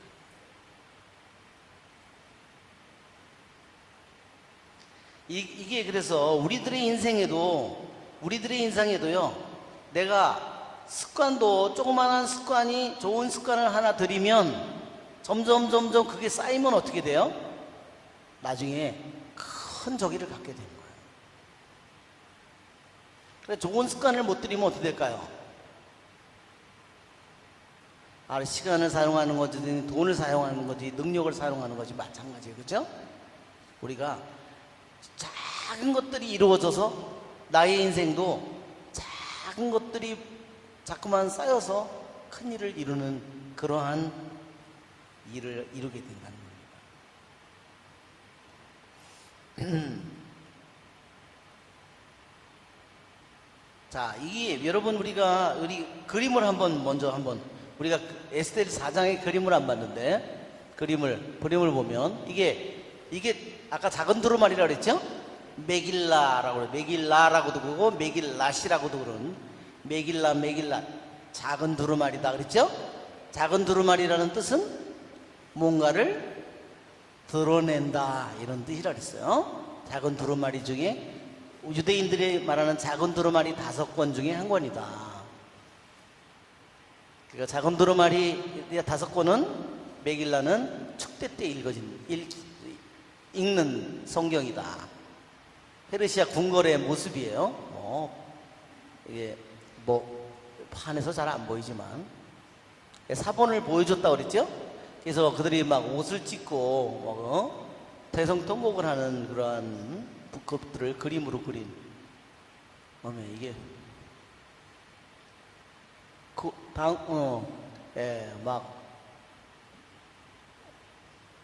발단은 이렇게 모르도카이가 웬 개가 지나가 하면서 씹고 있는 거죠. 그러니까 째려보고 있죠. 다 이거 하고 저러고 있는데 혼자만 뭔 개가 지나가는 거예요.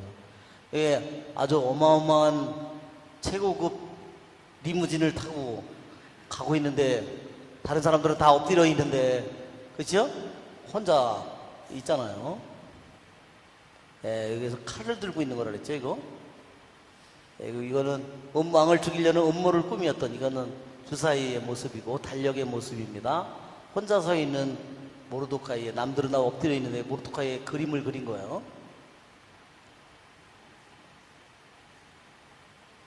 이제 소식을 알린 거죠. 르비딤. 이게 자로옷을 입은 그러한 이게 왕호를 대는 그런 모습이에요. 근데 이 왕비가 이 에스겔이 하는 걸 보면요, 굉장히 정말 차분해야 돼요. 덤벙대 가지고는 일을 할 수가 없어요. 저 같은 성격 같으면 못 했을 것 같아요.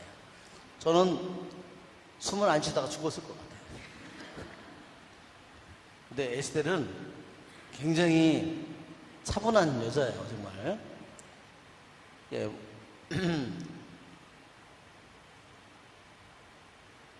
그러니까 이게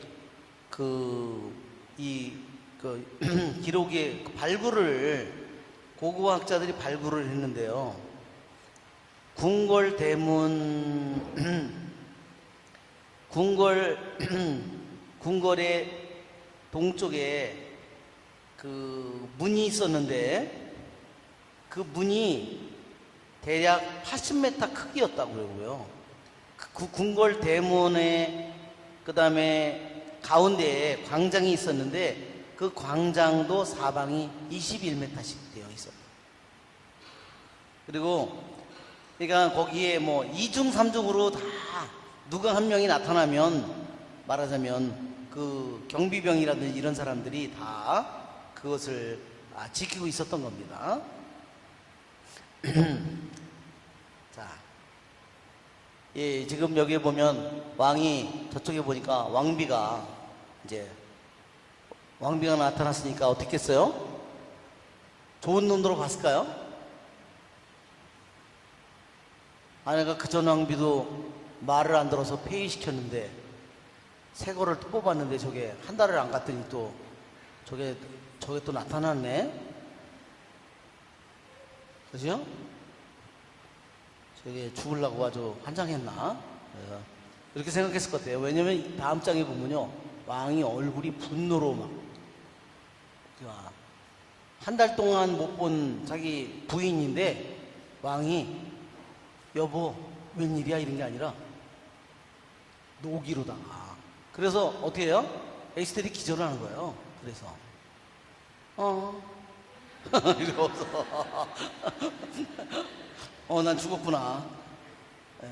그때 한 번 이미 에스텔이 죽은 거예요. 물론 자세한 건 뭐 총무과에 물어봐야 되지만, 자, 궁궐에 아주 잘 옷을 입은 모습이에요.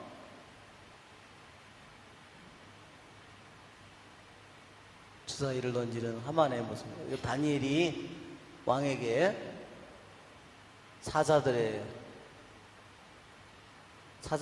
불에 있는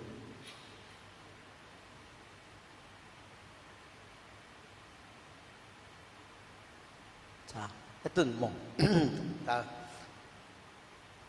자, 여기 보면 끝에 그림에 보면 우리 한글 파일 좀 보여주세요. 한글 파일을 보면, 자, 여기 보면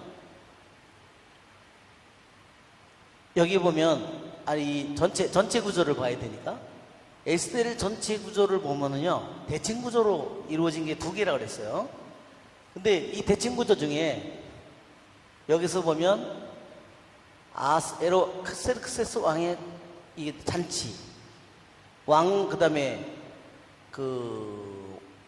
또 잔치. 왜냐면 맨 처음에는 온 나라에 있는 사람들을 위한 잔치를 벌였다가 나중에는 수사성에 있는 백성들만을 위한 잔치를 벌이잖아요. 이렇게. 그 다음에 와스티의 잔치, 에스텔의 잔치, 그 다음에 유대인의 단식. 그러니까 여기 보면 이게 뭐냐면 이 에스텔 전체 구조 중에서 다시 모르드카이의 잔치, 에스텔의 잔치 이렇게 된 이게 뭐냐면 바로 이 단식을 통해서 이 에스텔의 이야기가 완전히 정반대로 되바뀌는 거예요. 이게 말하자면 축이죠. 이걸 축으로 해서 접으면 어떻게 돼요? 위를 아래로 이렇게 접으면 그대로 딱 맞는 거예요. 이거를 무슨 구조라고 그랬어요? 예, 키아스틱 구조라고 그렇게 얘기했습니다. 키아스틱. 예, 이게 대칭 구조라고. 그 전에 우리가 이렇게 실이나 이런 데다가 물감을 묻혀가지고 이렇게 해가지고 이렇게 해서 하면은 대칭으로 되죠? 이거는 똑같은 거예요. 맞으면 이런 식이죠. 그러니까 이 이야기가 쓰여진 거를 보면 정말 기가 막히게 절묘한 거예요. 왜? 그들이 단식 기도로 인해서 이 이야기가 어려운 이야기에서 정반대로 완전히 멸망해서 구원으로 완전히 뒤바뀌잖아요. 죽음의 저주로부터 말하자면 해방과 구원의 잔치로 정반대로 뒤집히게 되는 겁니다.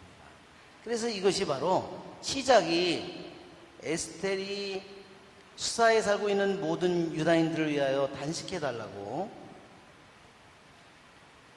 그래서 그것을 부탁하는 거예요. 그러니까 왕비의 말이니까 이거는 하나의 명령이에요. 유대인들이 이것을 말하자면 왕비의 말대로 이제 하게 되는 겁니다.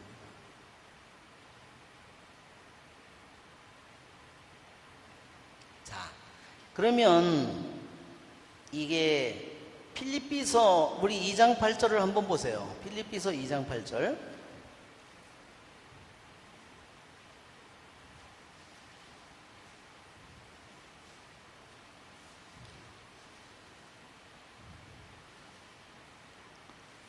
자, 여기는 필립비서에는 여기에 창가가 하나 나오죠?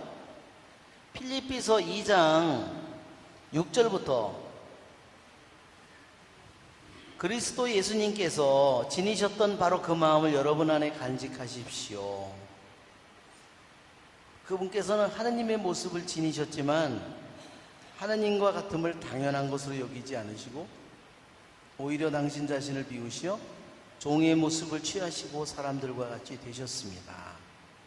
이렇게 여러 사람처럼 나타나 당신 자신을 낮추시어 죽음에 이르기까지, 십자가 죽음에 이르기까지 순종하셨습니다. 여기에 자신을 낮추셨다는 말이요, 타페이노시스예요. 영어로는 타페이노스, 이거를 타페이노시스 이렇게 히브리, 아니 그리스 말로는 이렇게 씁니다. 왜냐면 단어가 사실은 단어가 완전히 다른 단어 같이 보이는데요, 똑같은 겁니다.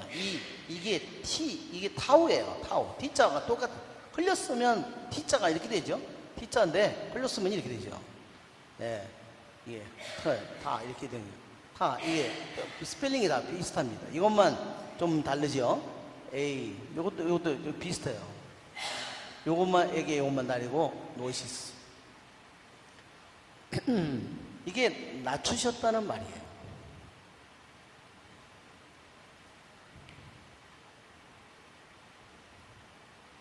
자, 왜 그러냐면요, 에스텔의 단식과 에스텔이 단식, 먹지도 않고 마시지도 않고 3일 동안 자신을 낮추는 모습을, 하느님 앞에 낮추는 모습을 보게 되는데, 그것이 그날이 또 뭐예요? 예수님이 어린 양으로 희생되는 날이에요. 그러면 3일째 되는 날 어떻게 되죠? 예수님께서 부활하는 거예요. 이게 니산달, 말하자면 14일, 15일, 16일, 칙령이 언제 선포돼요? 니산달이 선포되잖아요. 14일 날 이 일이 벌어지는 겁니다. 어명이 선포되는 거예요. 그래서 유대인이 해방절, 과월절을 하는 날에 이 일이 생긴 거예요.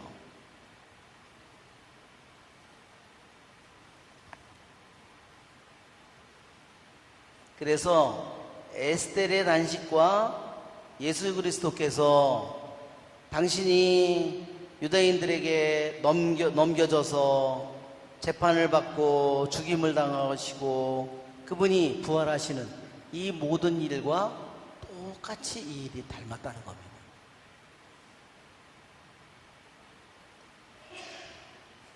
에스텔의 3일의 단식은 예수님의 3일의 죽음과 시기가 같다.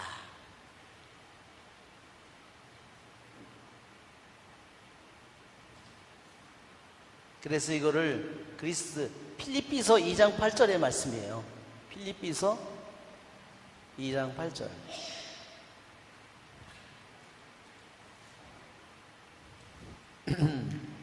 당신 자신을 낮추시오 하는 말이에요. 낮추시오.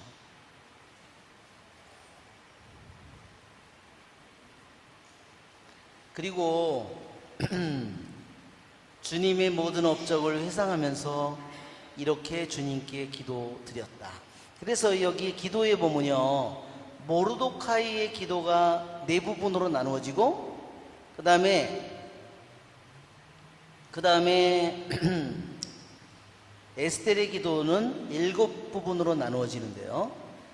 모르도카이의 기도의 이 에스텔의 기도는 모르도카이의 기도의 분량이 2배라는 겁니다. 그리고 다 같이요, 둘 다 똑같이 야훼라는 이름이요. 여기 우리는 주님이라고 번역을 했는데, 야훼라는 이름이 이 기도문에 모르도카이의 기도에도 7번, 그 다음에 에스텔의 기도에도 야훼라는 이름이 7번 등장합니다.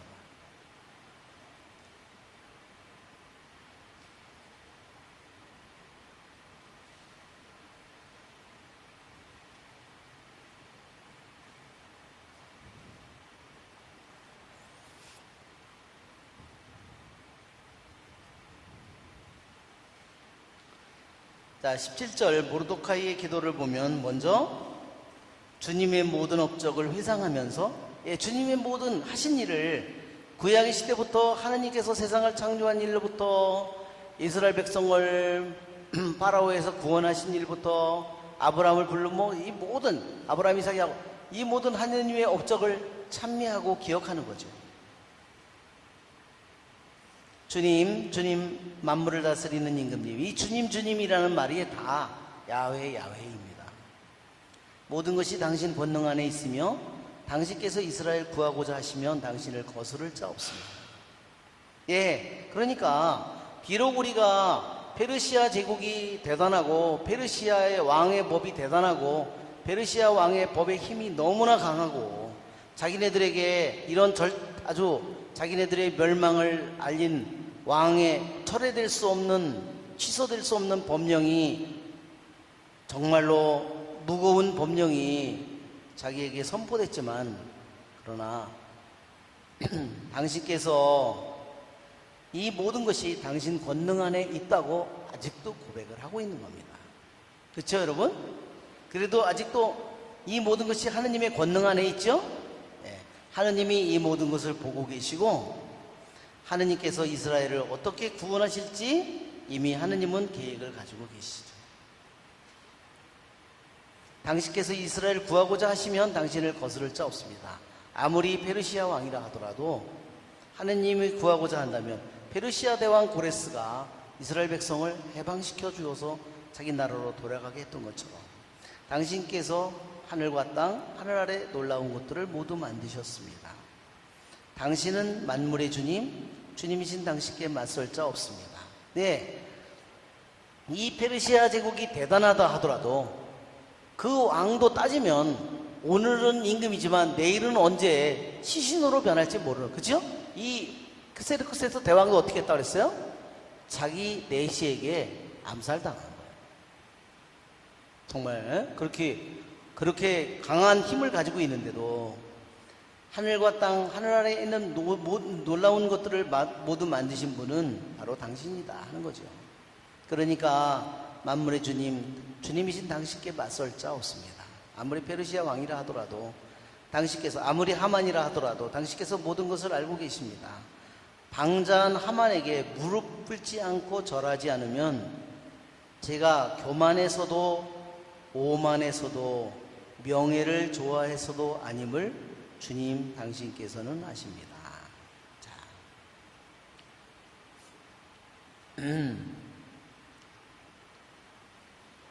왜 무릎을 꿇지 않았어요? 그게 지금도 그렇지만 유대인들의 그 관습이나 고대 관습이나 지금 중동 지방의 관습도 마찬가지인데, 유대인들이 다른 왕이나 이런들에게 무릎을 꿇는 것은 우상숭배가 결코 아니에요. 그런 건 어디에 나오냐? 창세기 23장 7절, 창세기 42장 6절, 그 다음에 제가 창세기 23장 7절 한번 적으실 분들은 적으세요. 창세기 23장 7절, 창세기 42장 6절, 사무엘 하권 14장 4절, 열왕기 상권 1장 16절, 열왕기 상권 16장 23절. 제가 여기다 적어 놓으면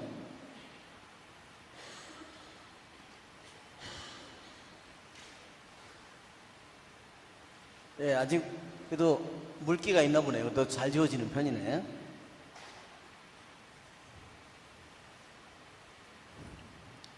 창세기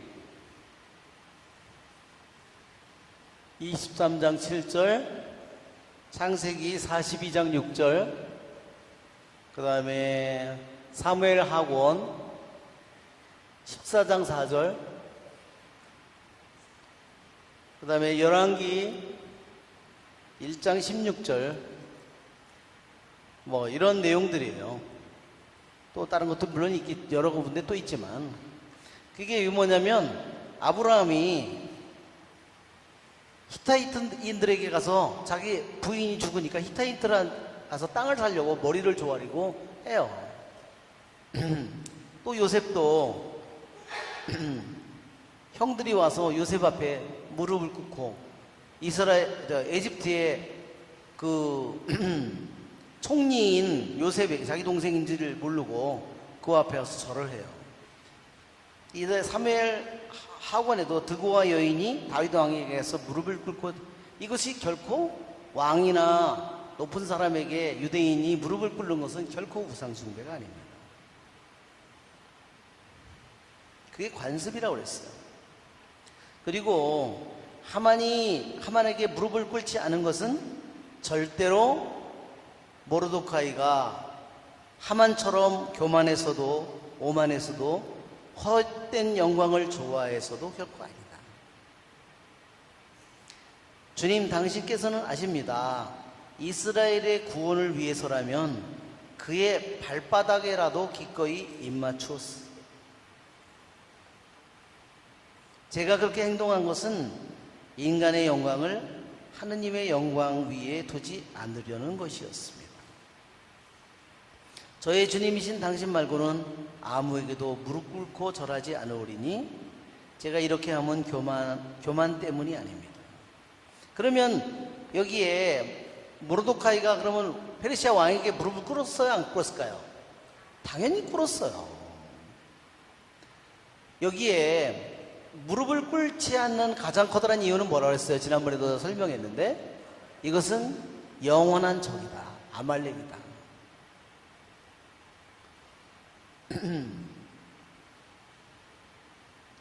하느님이 말씀하신 그들에게 영원한 그들의 적이에요.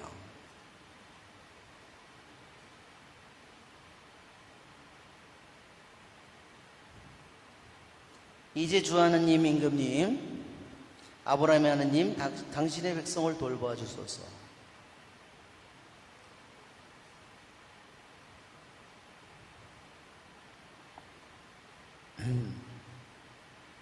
저희를 멸망시키려 눈독을 들이고 예로부터 내려오는 당신의 재산을 파멸시키려 저들이 욕심을 부리고 있습니다. 이집트 땅에서부터 당신 자신을 위하여 속량하신 당신 몫을 업신여기지 마소서. 저희 간청을 들으셔 당신 가산을 가엾이 여기시고 저희 슬픔을 잔치로 바꾸어 주소서. 자, 여기 보면 당신 재산, 당신의 목, 당신 가산 이런 말이 나오는데요. 탈출기 19장을 한번 펴보세요. 이게 뭐를 가리키는 말이냐면 당신 재산, 당신의 목, 당신 가산이라는 말은요, 이게 계약 용어예요. 탈출기 19장. 그러니까 당신 소유, 당신의 유산 뭐 이런 말이 나오면 여러분들이 이게 계약 용어다. 계약 용어다.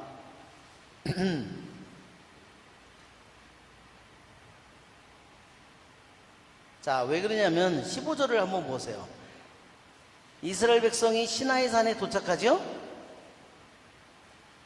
19장 1절, 탈출기 19장 1절을 보면 이스라엘 자손들이 이집트 땅에서 나온 지 셋째 달 바로 그날, 그랬죠?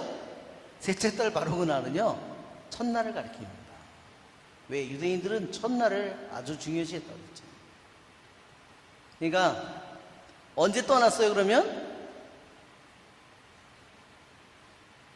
에집트에서 떠난 날은 니산달, 이달을 한 해의 첫 달로 삼아라. 그래가지고 니산달 떠나죠? 니산달이 그래서 첫째 달이에요.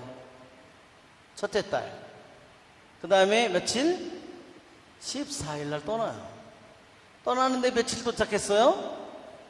자, 제 첫째 달 떠났는데 14일 날 떠났는데 셋째 달 며칠 날? 1일 날 도착했다는 거예요. 자, 며칠 정도 걸렸을까 한번 생각해 보세요. 며칠 걸렸어요? 예, 여기서 보면 16일 걸렸겠죠? 첫째 달은? 둘째 날 30일. 셋째 달 1일. 어메. 몇이에요? 47일이죠? 자, 자, 계약을 어떻게 맺나 한번 보세요. 자, 19장, 탈출기 19장 11절을 보세요. 셋째 날을 준비하게 하여라. 그렇죠?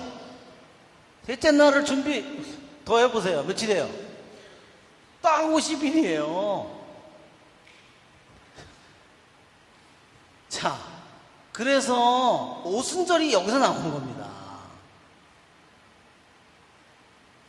그게 이 성경 기절 하나가 우리가 볼 때는 그냥 야 이거 아무것도 아닌 것처럼 보는데 셋째 달 바로 그날이 며칠이라고요? First moon이에요. 이 날이 음력으로 이 날이 말하자면 셋째 달 첫날을 가리키는 겁니다. 바로 초생달이 나왔다 그들이 외치는 그날이에요. 그날부터 그 순간부터 축제가 벌어지는 겁니다. 초승의 한보름에 북들을 쳐라. 우리 시편에 그런 말이 나오잖아요. 매달 첫날하고 15일 날 그거예요. 자, 이렇게 이제 50일째가 왜 오순절이 됐는지 이해가 되시죠? 이날 셋째 날을 준비하라. 이 날이 계약을 맺은 날이에요.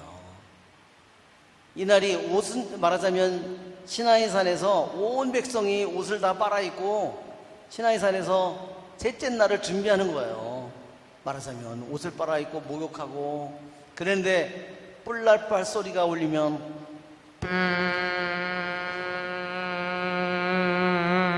그러니까 어때요? 사람들이 여기 그 다음 기절을 보세요. 그 다음 기절 보면 16절을 보세요. 셋째 날 아침 우레소리와 함께 번개가 치고 짙은 구름이 산을 덮은 가운데 뿔나팔 소리가 크게 울려 퍼지자 진영에 있던 사람이 모두 떨었다. 이 뿔나팔은요 사람이 부른 게 아닙니다. 하늘에서 날려오는 이 소리가요. 우리가 바오로 사도가 나팔 소리가 울리면 죽은 자들이 먼저 살아난다는 그 뿔나팔이 바로 어디서 나온 말이냐면 여기 탈출기 19장에서 나온 말이에요. 언젠가 하늘에서 다시 뿔나팔 소리가 이 소리가 나올 거예요. 트럼펫 소리가 나올 거라는 거예요. 그게 뭘까요? 주님이 다시 오신 날입니다. 그러니까 첫 번째 계약을 맺을 때도 그렇게 했던 것처럼 다시 그분이 재림하실 때도 그와 같이 하실 거라는 겁니다. 네. 자, 그러니까 여기에 보면 19장 5절을 하다가 엉뚱한 데로 지금도 가가지고 19장 5절 이제 너희가 내 말을 듣고 내 계약을 지키면 너희는 모든 민족들 가운데서 나의 소유가 될 것이다 하는 바로 이 말이에요. 소유 당신의 재산, 당신의 목, 당신 가산. 예, 그것은 뭐예요? 당신 소유가 된 거예요. 이제 그 다음에 거기 19장에 보면 그래서 어떻게 해요? 온 세상이 나의 것이다. 그래서 뭐라 그러죠? 너희는 나에게 사제들의 나라가 되고 거룩한 민족이 될 것이다. 이거를 말하자면요 더 단순하게 표현하면 너는 나의 것, 나는 너의 것 이거예요. 이게 이게 어디 나오는 구절이라 그랬어요? 아가서 6장 3절. 아가서 6장 3절을 펴보세요. 이게 계약, 하느님과 이스라엘 백성이 맺은 계약이에요. 그게 뭐냐, 계약은 그것은 나는 너의 것, 너는 나의 것이에요. 그 유대인들이요, 결혼할 때 반지에 쓰여 있는 기절이 바로 이 기절입니다. 아니 로도디 보도딜리. 이게 아가서 6장 3절. 예, 아가서 6장 3절.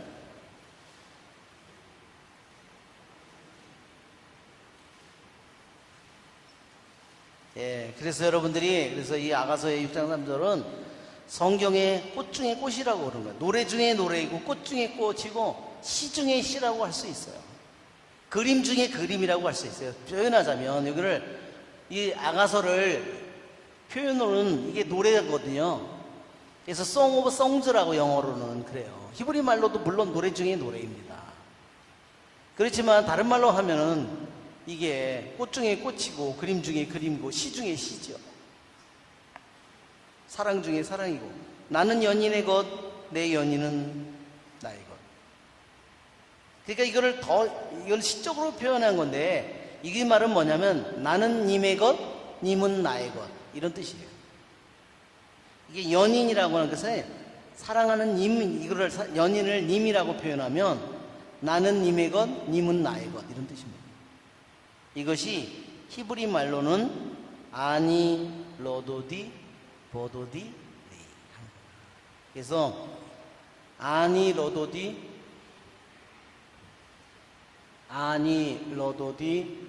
보도디 리.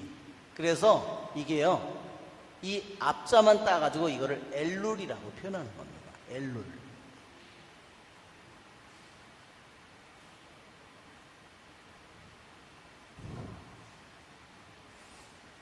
제가 지난번에 성지순례 갔는데요, 이스라엘 성지순례 갔는데 그 반지를 파는데 그 반지에 저게 쓰여 있는 거예요.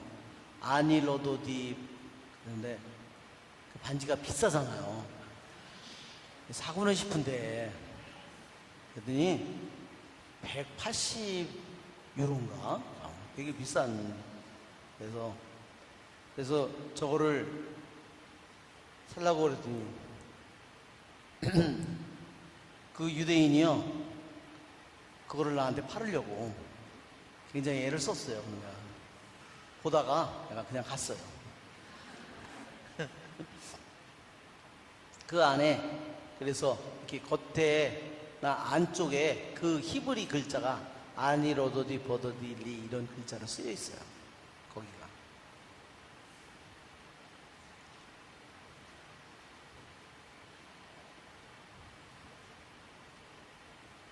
그러니까 여기에 당신 재산, 당신의 목, 당신 가산, 그것은 뭐냐면 우리는 님의 것입니다. 우리는 당신의 것입니다.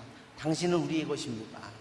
우리는 당신 계약, 당신과 완전히 어떻게 했어요? 계약을 맺어 한 가족이 된 거라고 그랬죠? 그래서 여러분들이, 그래서 하느님을, 어떤 사람은 하느님이라고, 어떤 사람은 어떤 사람은 그냥 당신이라고 이렇게 나와 가까이 주님이나 이렇게 사랑이라고 하지 못하고 그렇게 부르는 사람도 있고, 우리는 여기 있는 아가서에는 연인이라고, 님이라고 이렇게 표현한 거야. 우리말로 표현하면 님이에요, 님. 님께서 하신 길은 영광의 길이었기에 짜짜는 그럼 예, 지금 이게 노래 제목이 님이에요. 예. 하다가 신나가지고 지금. 그러니까 이 말이 다 무엇을 표현하는 용어라고요? 하느님과 이스라엘 백성의 계약을 상징하는 거예요. 그것은, 계약이라는 것은 뭐냐면 하느님과 이스라엘 백성의 관계를 얘기한 거예요. 하느님과 이스라엘 백성의 가장 친밀한 관계, 그게 뭐냐? 계약이에요. 영원한 계약.